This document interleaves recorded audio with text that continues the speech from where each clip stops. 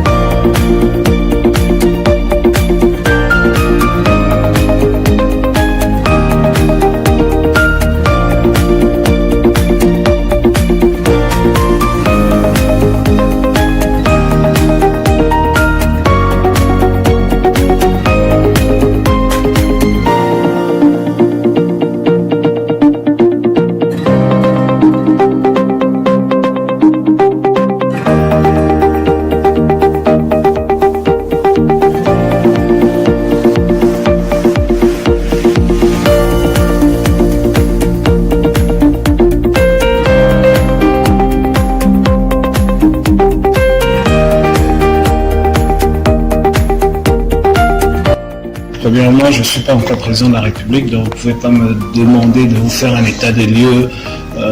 Si je n'ai pas accès à toutes les données, je peux facilement faire un état de lieux sur les ponts et les routes du Cameroun et sur l'accès à l'eau potable et l'électricité.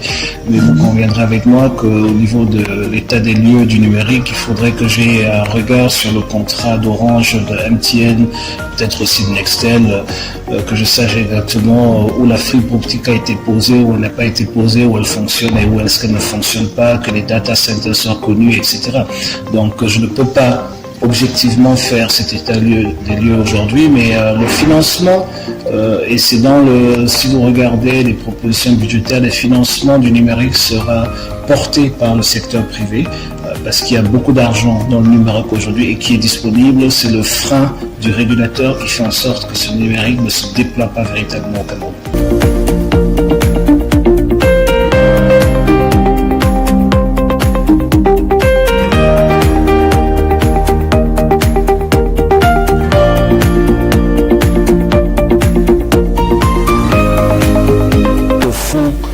Un fonds de garantie, donc c'est pas un fonds à reverser aux jeunes, c'est un guichet d'accompagnement, c'est-à-dire que c'est un fonds de garantie et d'aide. Donc puisque nous savons que les jeunes les plus créatifs très souvent ne peuvent pas avoir les garanties nécessaires pour financer leur projet, ils pourront s'adresser à ce fonds pour cet accompagnement-là. Donc c'est un fonds de garantie, donc fait à travers ce fonds qui garantirait les emprunts nécessaires peut-être pour s'équiper, des emprunts nécessaires peut-être pour acheter de la propriété intellectuelle, etc. Ce fonds-là sera donc la garantie de ces jeunes entrepreneurs du numérique pour y arriver. Vous savez, c'est un projet transversal. Donc il ne peut pas marcher s'il y a un maillon de la chaîne qui ne marche pas. Vous savez, vous ne pouvez pas passer à la numérisation de l'éducation, on appelle l'éducation 2.0, si vous n'avez pas les jeunes entrepreneurs. Et vice-versa. Vous ne pouvez pas avoir des jeunes entrepreneurs du numérique sans leur offrir un marché accessible et vaste. Et donc, il faut séquencer toutes ces décisions-là de telle façon à permettre les différents maillons de la chaîne vraiment de profiter les uns des autres. Donc, c'est juste pour dire que le financement de ce fonds il n'est pas aujourd'hui la priorité, et pendant qu'on établissait ce plan de révolution, c'était pas le montant qui était important, parce que le montant représente, qui peut même être flexible, qui peut fluctuer, représente les nécessités du moment. C'est-à-dire que si nous décidons de passer, par exemple, au manuel scolaire numérique, et nous décidons que voilà, ça sera je ne sais pas, 3 régions par année par exemple, ou 300 écoles par année, voilà, il y aura une demande uniquement pour ces 300 écoles-là. Donc ceux qui vont faire les différentes applications, qui vont numériser les manuels, qui vont peut-être du côté du hard développer des unités d'assemblage, etc., auront un marché donné qu'il faudra satisfaire.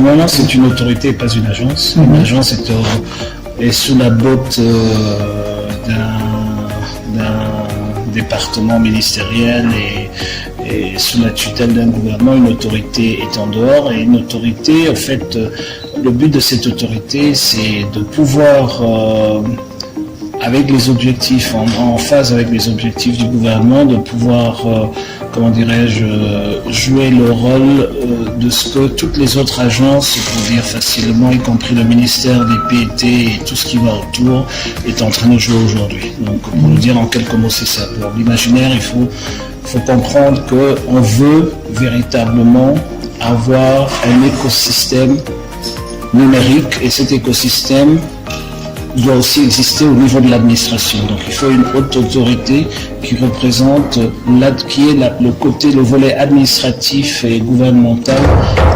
dans cet écosystème numérique.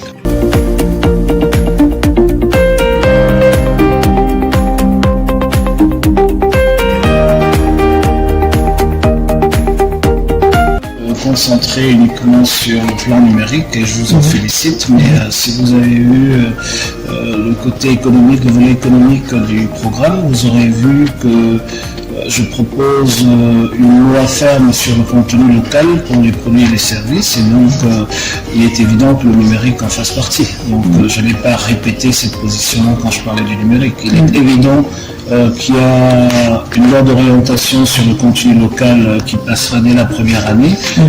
Je dis aussi que la commande publique sera prioritairement camerounaise, et cette loi de contenu local passera du Cameroun à la CEMAC, du CEMAC à l'Afrique, à l'Onde d'ailleurs.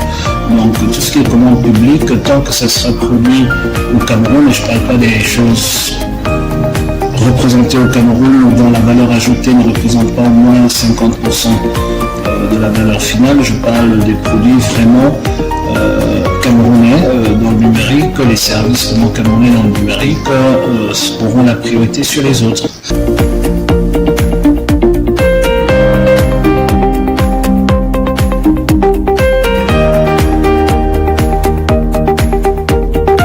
Ce qu'il doit retenir est très simple. Aujourd'hui, dans le dispositif actuel de ceux qui nous gouvernent aujourd'hui, pour s'en sortir, il faut faire dans la commande publique, il faut être actif dans la fourniture, il faut être actif dans la construction des écoles, etc. Ou alors on tombe dans l'agriculture, ou on tombe dans les métiers informels et tout ça. Ce que nous proposons, c'est que avec une révolution numérique, c'est le numérique qui est au cœur de toutes les autres activités. Ça veut dire quoi? Ça veut dire que même les projets de développement agricole, les projets de développement dans le foncier, les projets de développement dans l'habitat, les projets de développement dans l'éducation, dans l'utilisation de l'énergie, dans la distribution d'eau, dans les transports, etc., auront au cœur de ces projets, nous aurons le numérique.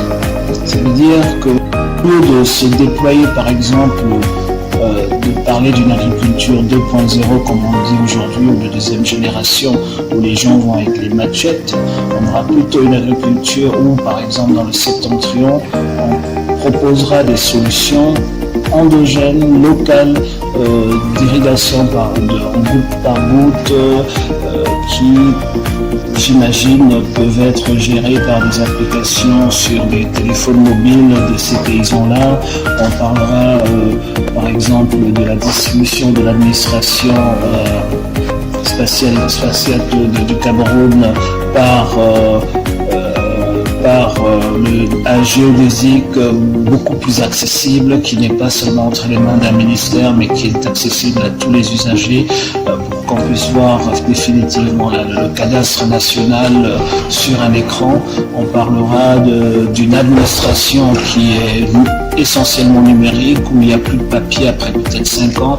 On parlera de moins de corruption, parce qu'on va dématérialiser les transactions entre l'administration et les usagers, mais alors complètement.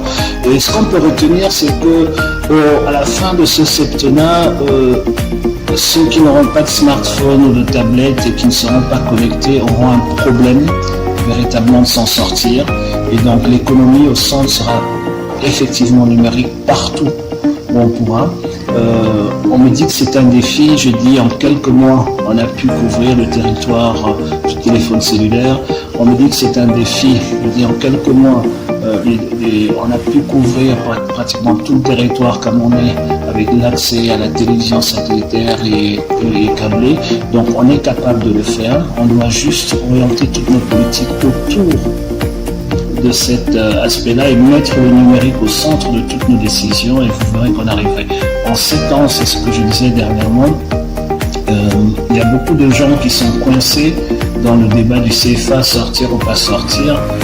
Mais si au bout de 7 ans, vous avez complètement dématérialisé les transactions financières, la dénomination ne veut plus rien dire. Donc c'est pour ça que pour moi, c'est pas le débat central. Le débat central, c'est comment est-ce que les transactions sont organisées.